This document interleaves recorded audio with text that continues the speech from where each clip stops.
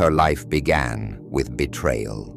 A young girl, no more than 12, handed over by her own father to strangers, traded not for gold, not for land, but for a single barrel of wine. In that moment, she ceased to be a daughter and became a commodity forgotten by the man who should have protected her. Yet history has a cruel way of twisting wounds into weapons. The same girl who was discarded like nothing would one day return with the crown of a queen upon her head, feared, admired, and remembered as a figure who reshaped her world with both tenderness and terror. This is not a tale of fairy tales or fantasies. It is a story carved from the brutality of survival, the corruption of power, and the haunting truth of how betrayal can ignite an unquenchable fire within a human soul. Stay with us as we unravel the journey of a girl who rose from the humiliation of being sold for wine to the throne of a kingdom. Her story is one of pain, vengeance, and an unyielding will to seize destiny itself. Before we begin, make sure to subscribe to our channel so you never miss these untold stories of history's most extraordinary lives. The story begins in a small, nameless village, one of those places history rarely remembers. It was a world of hunger and hard labor, where a man's dignity was measured not by his words, but by what he could bring home at the end of the day. Her father was not a cruel man by nature, but he was weak. Weakness, in such a world, was more dangerous than hatred.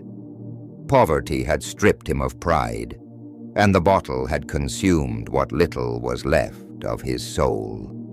When traders arrived, offering him a barrel of rich, fermented wine in exchange for his young daughter, he did not hesitate.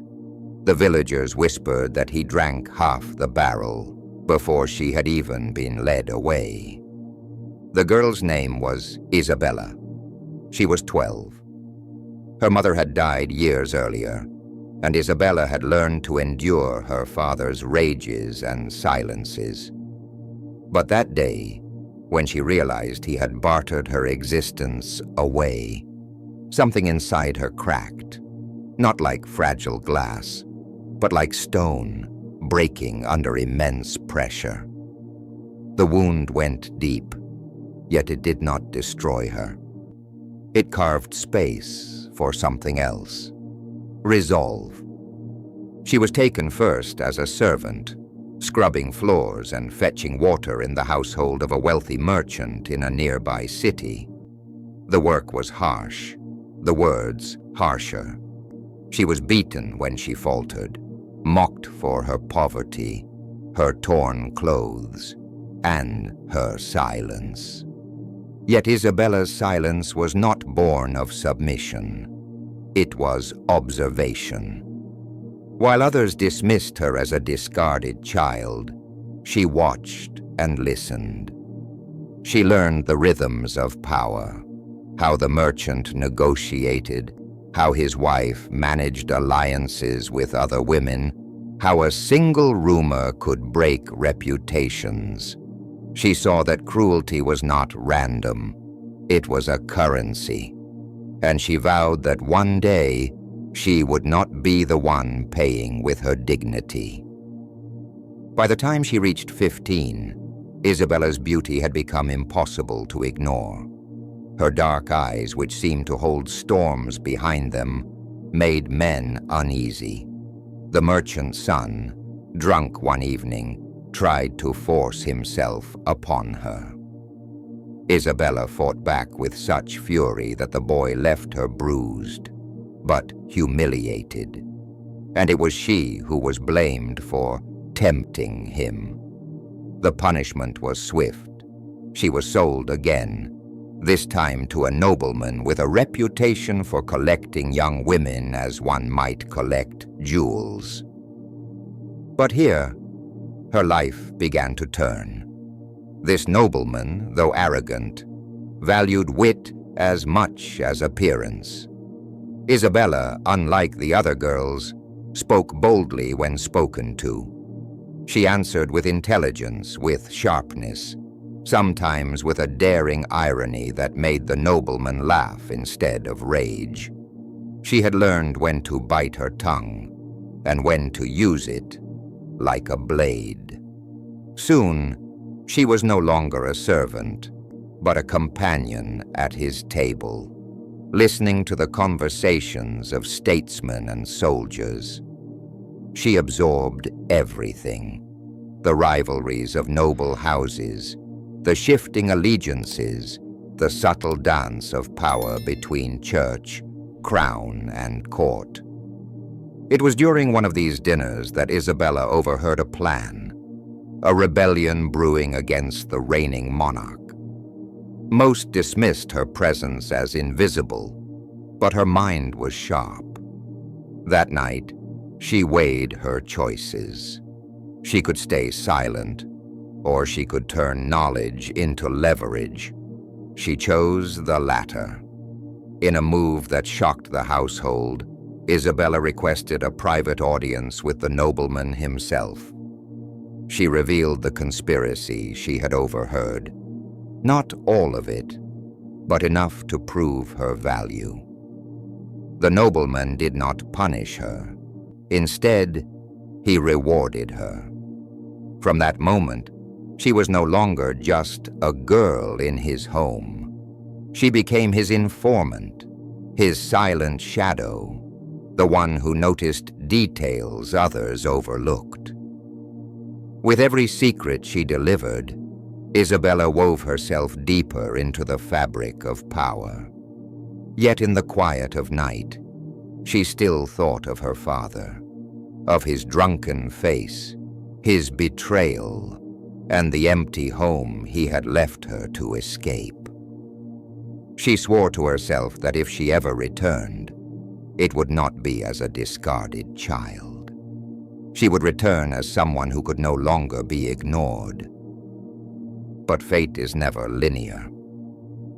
Just as Isabella began to believe she had secured her place, a stranger arrived at the nobleman's estate, a man cloaked in black, carrying a letter sealed with the royal crest. The letter bore a summons from the king himself. Isabella, barely 16, was named within it. She was to be brought to the royal court, not as a servant, but as part of the king's household. The nobleman paled, realizing that the girl he thought he controlled had now caught the attention of someone far more dangerous. And Isabella, holding back the tremor in her hands, understood one thing. The game she had been quietly learning was about to begin on a stage far greater than she had ever imagined. The royal court was a world unlike anything Isabella had seen before. Its walls shimmered with gold leaf and silken tapestries, but behind the splendor lay a constant hum of rivalry, envy, and silent war. Every smile carried a hidden blade, every gesture a message. For most who entered the palace, survival meant blending in, never speaking out of turn, never drawing attention. But Isabella had never been taught obedience. She had been taught survival. At first, she was placed among the young women who served the queen. They embroidered gowns, carried messages, and existed as ornaments of beauty and obedience. Isabella played the role well, quiet and graceful, but her eyes never stopped studying. She noticed how the queen's ladies fought subtle battles over proximity, who was allowed to touch the queen's hand, who whispered in her ear, who delivered her letters. Every movement was a contest, and Isabella treated it like a battlefield. She advanced not by flattery, but by a rare gift, memory. She remembered details others forgot, like the precise phrase a visiting ambassador had used, or the expression on the king's face during council. Soon, whispers spread. There was a girl among the queen's women who saw everything. It did not take long for the queen herself to notice. One evening, while the other ladies busied themselves with gowns, the queen summoned Isabella. "You do not chatter like the others," she said, studying her with sharp eyes. "Why?" Isabella lowered her gaze. "Because chatter is cheap, Your Majesty, and cheap words die quickly." The queen laughed, surprised by the boldness. That night, Isabella became more than a lady-in-waiting. She became a confidant. The queen, trapped in a marriage of politics and cold alliances, found relief in Isabella's frankness. And Isabella, in turn, gained access to the heart of power. She learned the secrets of the monarchs themselves, their mistrust, their fears, their ambitions. But the court was not kind to those who rose too quickly. Envy is sharper than steel, and soon the other ladies began whispering against Isabella. They called her a manipulator, a seductress, a peasant girl who had bewitched the queen. The rumors reached the ears of the king, who had little patience for intrigues among women. He summoned Isabella to his chamber, not to punish her, but to test her. The king was not a man easily fooled, hardened by war, suspicious by nature. He studied her like a hawk. "They tell me you are clever," he said. "Cleverness can be dangerous in the wrong hands. Tell me, girl, why should I let you remain here, so close to my wife, so close to power?" Isabella's heart thundered, but her voice was steady. "Because I see what others ignore, Your Majesty, and I hold my tongue when others gossip. In a court where truth is rare, I can be useful." The king did not smile, but neither did he dismiss her. Instead, he began to ask her questions about what she had observed, details of council meetings, of visiting envoys, of his own courtiers. To his astonishment, Isabella recited names, dates, even subtle gestures that revealed who lied and who told the truth. She became in that moment more than a servant. She became the king's hidden eyes. Yet power always comes with a price. As Isabella's influence grew, so did the danger around her. One winter's night, while she walked alone through the palace corridors, a hand seized her arm and dragged her into the shadows. It was one of the queen's most trusted ladies, her face twisted with fury. "You think yourself untouchable," she hissed. "But you forget, you are nothing, a peasant sold by her own father. Do you think we don't know? Do you think the court would ever bow to someone with blood as dirty as yours?" The words struck like a blade. For years, Isabella had buried that wound, but here it was, exposed and raw. Yet she did not cry. She did not plead. She looked her accuser in the eye and whispered, "Blood does not decide who rules. Fear does." The woman released her, shaken by the calmness in Isabella's tone. But the incident left its mark. Isabella realized her secret past was beginning to surface. If the court discovered her origins, she could be destroyed in an instant. She needed protection, not just from whispers, but from truth itself. It was then, at the height of her silent anxiety, that the king delivered news which would change everything. A rebellion had broken out in the north, led by a coalition of noble families. The court was divided, loyalties uncertain, and to everyone's astonishment, the king announced that Isabella, barely 17 years old, would accompany him to the front to act as his advisor and witness. The court gasped.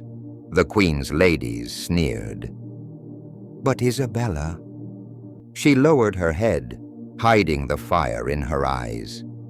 The battlefield was no place for women, and yet the king had chosen her. For the first time, Isabella was stepping not only into the palace's shadows of power, but onto the stage of history itself. And as the court murmured in disbelief, one man at the back of the chamber watched her with cold recognition. He knew her face. He knew her story. He had once traded a barrel of wine for her life. It was her father. The march to the northern front was long, cold, and merciless. Snow buried the roads, and soldiers trudged forward with steel at their sides and hunger in their bellies. Isabella rode among them, cloaked in furs too heavy for her slight frame. Though her body shivered, her mind burned with a fire that could not be quenched. For the first time, she was not a shadow within palace walls. She was seen, observed, whispered about. A young woman walking beside the king himself was an enigma too strange to ignore. Yet Isabella hardly noticed the stares of men. Her eyes were fixed on one face, the man who rode at the edge of the procession, gaunt and aged by years of drink and guilt. Her father. She had not spoken to him since the day he traded her for wine, and now fate had placed them within sight of one another. He avoided her gaze, but she saw his shame in every movement. She did not speak. Not yet. Words, she knew, were weapons that must be drawn only at the right time. At the rebel stronghold, Isabella saw war for what it truly was. Not the glory painted in stories, but the stench of blood, the screams of dying men, the cold cruelty of command. She stood beside the king in his tent as generals argued, each demanding a different strategy. The king listened, but often his eyes flickered to Isabella. At first, the men bristled with anger. What could a girl know of war? But then Isabella spoke. She did not lecture. She asked questions. Why did the rebels choose winter to rise? Who supplied them? What villages along their path still stood loyal? Slowly, the generals realized she saw what they had missed, that this was not only a war of swords, but of supplies, of heart, of whispers. The king gave orders based on her observations, and when his strategies began to win, the generals, though reluctant, lowered their heads. It was here, among fire-lit camps and blood-soaked snow, that Isabella's influence became undeniable. Soldiers began to salute her, not just as the king's advisor, but as a figure of her own. Her calm in the face of horror, her voice that cut through panic. It was unlike anything they had known. Yet in private, Isabella was not untouched. At night, she lay awake, the screams of the battlefield echoing in her chest. But she refused to weep. She told herself the same words again and again. I was not broken then. I will not be broken now. And then, on one bitter evening after a skirmish, as fires burned in the valley, her father finally approached. His face was hollow, his beard matted with frost. He bowed his head low as though before a queen. I thought you dead, he murmured. Isabella looked at him for a long time. Her voice was cold. You wished me dead when you sold me. He fell to his knees, weeping. I was desperate. I was lost. I have carried that shame every day. Forgive me. The sight stirred something violent in her. She had dreamed of this moment for years, not of forgiveness, but of vengeance. Yet as she watched the broken man before her, she realized vengeance was not always fire. Sometimes it was ice. I do not forgive, she whispered, but I will use you. She raised him from the ground, not as a daughter lifting her father, but as a ruler commanding a subject. From that moment, she made him her informant. He was familiar with the rebel lords, their vices, their weaknesses. His knowledge became another tool in her arsenal, and though it shamed him, he obeyed her because he had no choice. The war dragged into spring, and with Isabella's counsel, the king crushed the rebellion.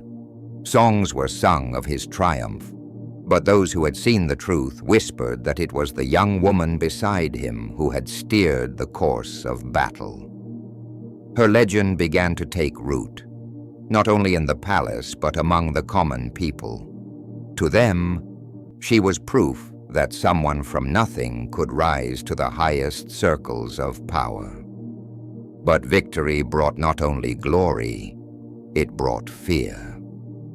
The generals muttered that she was too influential, that the king trusted her too much, and the queen, once her ally, began to look at her with eyes of suspicion rather than affection. Court politics are more dangerous than war, for they kill not with swords, but with whispers. When Isabella returned with the king to the capital, the palace was not filled with celebration for her triumph. Instead, it bristled with silent hostility. Gifts were left at her door, but so too were threats. She had risen too high, too fast. The nobility would not tolerate a peasant girl shaping the destiny of kingdoms.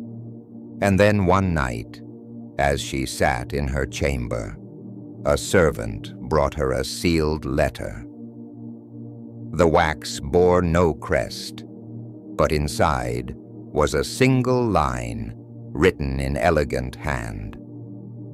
Your blood may fool the king, but it cannot fool us. You are no queen.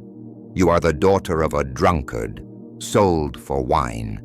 Step carefully, or you will fall as swiftly as you rose.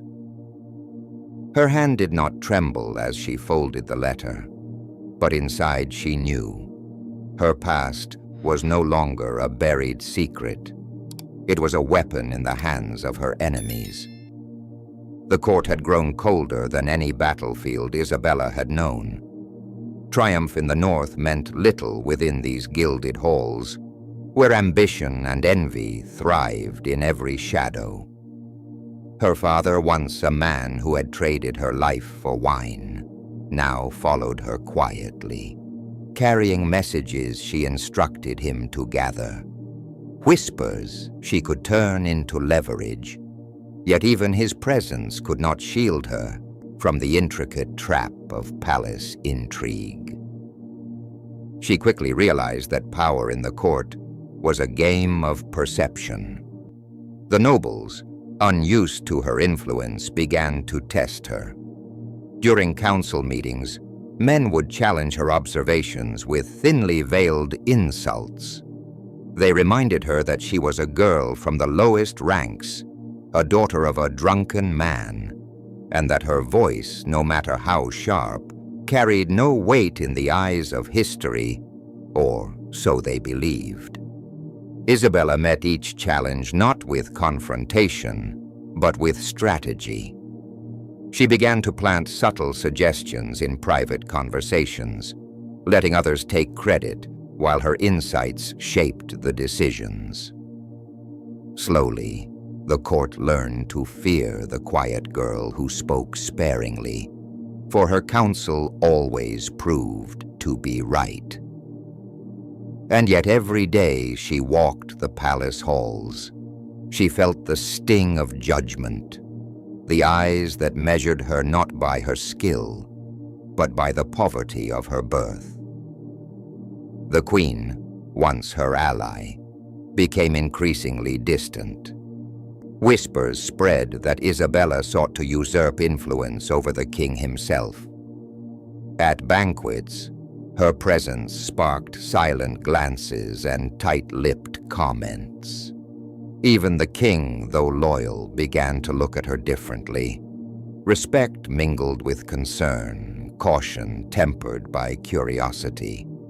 In a court that thrived on suspicion, a woman like Isabella was both a marvel and a threat.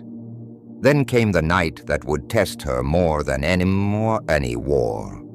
A masked ball was held to celebrate a treaty with a neighboring kingdom.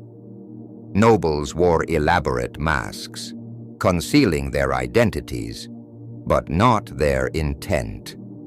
Isabella, ever careful, attended in a gown that concealed her presence while allowing her to move unseen. Yet she sensed eyes on her, danger lurking in the guise of revelry. A hand touched her shoulder, and she turned sharply. It was a nobleman she had trusted, someone who had praised her advice in council. His mask hid his expression, but the dagger in his other hand did not. "You've risen too high, girl," he whispered. "The king will fall, and with him, you. Step aside or die tonight." Isabella's heart pounded, but her voice was calm. "You mistake caution for fear. I know the rules of this court. I have lived my entire life by them." Before he could respond, a whistle cut through the music, and a dozen guards stormed in. Her father, trembling but resolute, had intercepted the conspirators. Isabella realized then how far she had come. The man who had once sold her for wine had become an instrument of her survival, a living proof of her cunning. The conspirators were arrested, and the king's trust in Isabella deepened, though the queen's jealousy now became open. Rumors spread that Isabella had orchestrated the arrests herself, that she had turned her father into a spy. Some whispered that she had used her past as a weapon, letting the court believe she was powerless while she silently controlled events. Yet even as the palace quieted, Isabella sensed the next threat. That very night, she received another letter, this one more personal, delivered by a servant too frightened to speak. The handwriting was unmistakable. "You are clever, girl, but cleverness cannot change the truth of blood. Remember the wine, remember your father, remember what you were. Even kings cannot save you from your past." The message chilled her, but it also sparked something darker. Realization. The letter was not just a threat, it was a warning. Someone knew her story in its entirety. Someone powerful, someone who had the resources to undo her. As she read the letter, she understood the scale of the game she had entered. Her enemies were not just jealous courtiers. They were those who had been watching her rise from the shadows, waiting for a single misstep to destroy her. And if they succeeded, everything, the victories, the influence, even her life, could be erased as if it had never existed. Isabella looked out of the window at the moonlit palace gardens, her mind calculating, her resolve hardening. She had survived betrayal, abandonment, and war. She had turned humiliation into power and poverty, into authority. But the next move would require more than intelligence. It would require audacity and a willingness to confront the very past she had buried. And then, as the wind rattled the shutters, she noticed a figure standing in the shadows of the garden, watching her intently. A figure she recognized instantly. Someone she had believed lost to history. Someone whose presence could change everything. It was a royal emissary from the neighboring kingdom, but in his hand he carried a seal that did not belong to any crown. It was a personal message for her alone. And as Isabella took the sealed letter, a cold realization struck her. The story of her life, the betrayal, the suffering, the rise, was about to collide with forces far greater than she had ever imagined. The letter trembled in Isabella's hands, the seal heavy with authority and secrecy. It was not a summons, nor a threat, but an invitation. The emissary's note was brief. Meet at dawn, alone, in the neutral city of Arinthal. The message carried no explanation, only a signature she recognized from whispers of power, a name tied to clandestine dealings across kingdoms. She spent the night pacing her chambers, her mind racing. Every moment of her life, sold by her father, humiliated, rising through palace intrigue, surviving war, manipulating court politics, had led to this. If she made the wrong choice, she could lose everything: the king's trust, her influence, her father, perhaps even her life. Yet she could not ignore it. Isabella had learned that power favored those who acted, not those who hesitated. Dawn found her dressed in dark silks that allowed her to move unnoticed, her father riding discreetly at her side.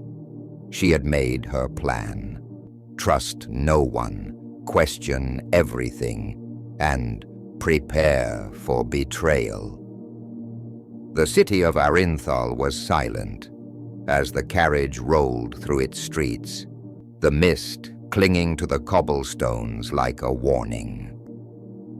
When they arrived at the meeting place, a small, abandoned chapel, Isabella stepped inside first. Her father lingered outside, a trembling shadow of the man who had once sold her. Inside, the emissary awaited, flanked by 2 guards. His expression was calm, almost cordial, yet his eyes burned with a cold intensity. "You are braver than I expected," he said, "or perhaps foolish." Few would walk into this alone. Isabella's voice was steady. Bravery and foolishness often share the same face. Speak and speak quickly. He nodded, producing a small chest. "This contains proof of plots against the king. Nobles who conspire to seize power, while the court celebrates your victories. But it also contains a choice: your allegiance or exposure. Her pulse quickened. Exposure meant everything she had built. The trust, the authority, the respect could be destroyed in a single night. But allegiance implied submission, turning her agency over to someone else. Isabella had lived too long as a pawn to allow it now. She opened the chest, examining letters, names, and maps. Each document confirmed what she had suspected. Betrayal was everywhere. She closed the chest slowly. "And if I refuse?" The emissary's smile was thin. "Then your enemies will learn your secret, the daughter sold for wine. They will use it to turn the king, the court, the very kingdom against you. One mistake, and all you are now will vanish." Isabella's mind raced. Every lesson she had learned, observation, patience, leverage, culminated in this moment. And then she realized the truth. She did not need to submit. She only needed to act smarter than everyone else. "I accept," she said softly, but not in allegiance to him. She accepted the knowledge. She accepted the truth of betrayal. And she accepted the power to turn it all to her advantage. The emissary hesitated, unsure, before nodding. "Very well. But remember, your enemies are closer than you think." Isabella left Arinthal with the chest hidden, her father beside her, and the first rays of sun glinting off the spires of the city. She returned to the palace not as a girl sold for a barrel of wine, not even as a trusted advisor, but as someone who had mastered the art of survival and turned it into dominion. Within weeks, she revealed the conspiracies to the king, not as threats, but as facts corroborated with irrefutable evidence. Generals, nobles, and rival courtiers were arrested or exiled. Alliances shifted.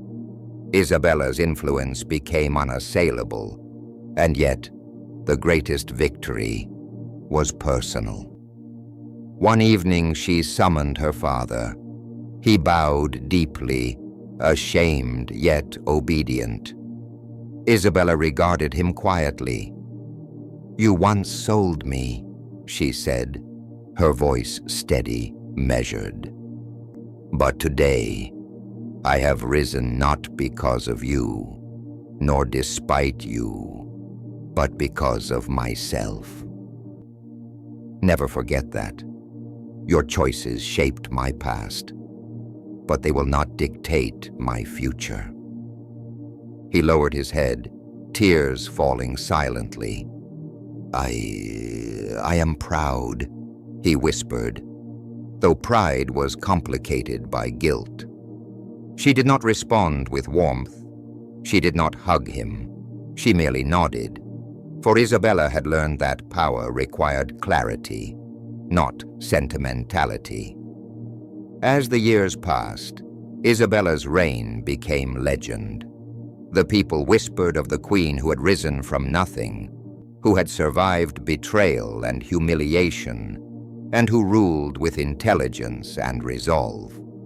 She was admired, feared, and respected, not for mercy, not for nobility of birth, but for the unyielding strength of her mind and the fire in her heart. Yet she never forgot the barrel of wine, the father who had sold her, and the countless moments when the world seemed poised to crush her. Those memories were her armor, and her enemies learned quickly that she wielded them like weapons.